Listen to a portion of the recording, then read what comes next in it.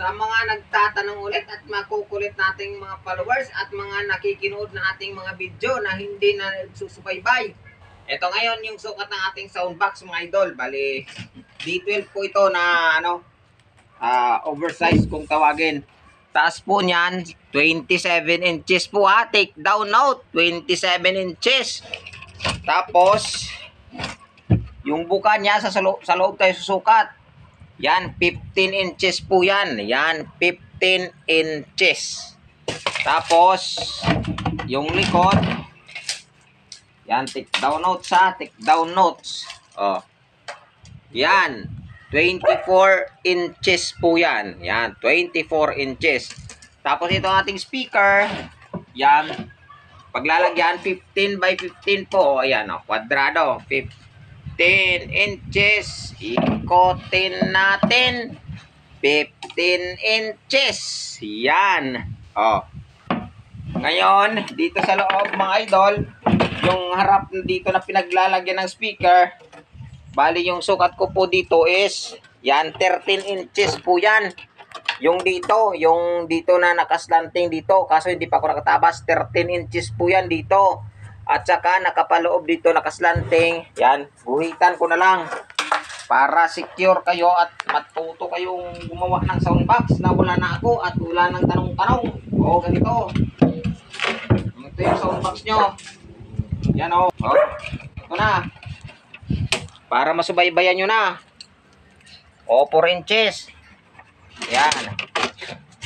Para malaman nyo na yung sukat at hindi na kayo tanong ng tanong. O, 4 inches. O. Teka lang. Hanap ako ng pang-square.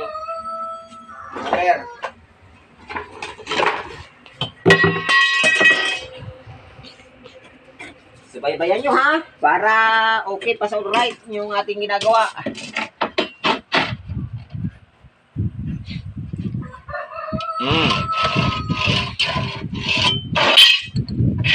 Tapos dito yan, maglalagay tayo dito ng 1/2 inches. Yan, 1/2. 1/2. Oh, 1/2. Yan, 1/2 yan. Tapos lagyan din dito 1/2. Mula sa 1/2, sukat tayo dito ng 13 inches mga idol. Yan ha. Para wala na kayong tanong-tanong. Subaybayan nyo lang po yung ating soundbox. Para okay pa sa right.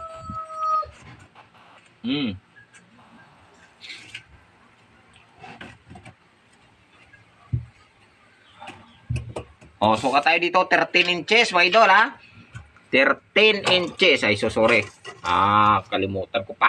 Ano pa. O, 13 inches. Yan. Ganyan. O, bali ganyan yan. O. Para nyo nang masundan at hindi na kayo panay tanong ng tanong.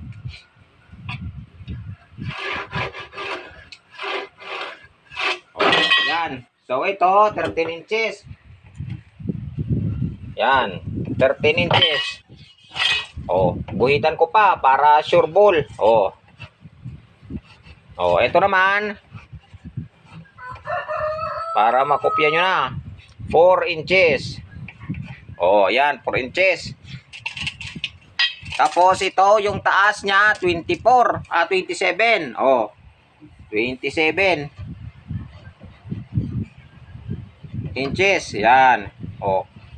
Para masubaybay nyo. Ito, napakagandang tutorial na to. Oh, ito. 24 inches. Para hindi na kayo magkamali nito. Oh. 24 inches. Oh, yan na. Sulit na sulit yan. Oh, ito. Dito tayo kukuha sa loob ha. Oh, 15 inches. Ito.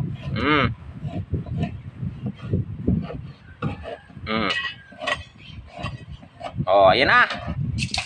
Napakagandang sample. Tapos dito sa loob, suka tayo dito. 3 inches by 4 inches. Medyo slanting po tayo. Yan. Hindi ka. Saglit. Alikutan na isang... ito yung tukod ng speaker. Yan, 4 inches yan. 4 inches. Tapos dito, 3 inches, 3 and a half. Ganyan. Yung pedap na to, dito to sa taas. Ganyan, para hindi na kayo magtatanong-tanong pa,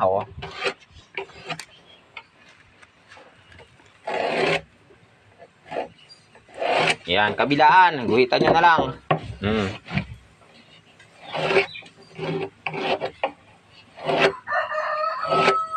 So, yan na mga idol. Yan na yung sukat ng ating soundbox na D12. So, dito,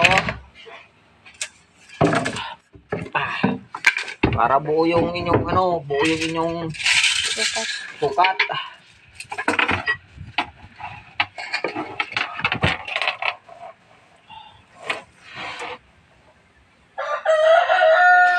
Ito 15 and a half. Magkarugtong sila para buo yung sukat natin. Napakagaling ko namang magturo. Yan, sundan nyo lang ha, ito. Ching, ching. 15. And a half. Marunong din pala masumulat yung kanan kong paa. Ito, sa loob. Tingnan nyo, ito, 4 inches. 4 inches. Dito sa taas, 3 and a half. Pwede rin naman 3 inches. Pero sa akin dito, 3 and a half. 3, 1 half. Parang sulat pa. Hahay! Yan na, klaro na ba? So, ngayon, it's go to go. Gawa na tayo ng soundbox mga idol. Makopyan nyo na lang. Salamat.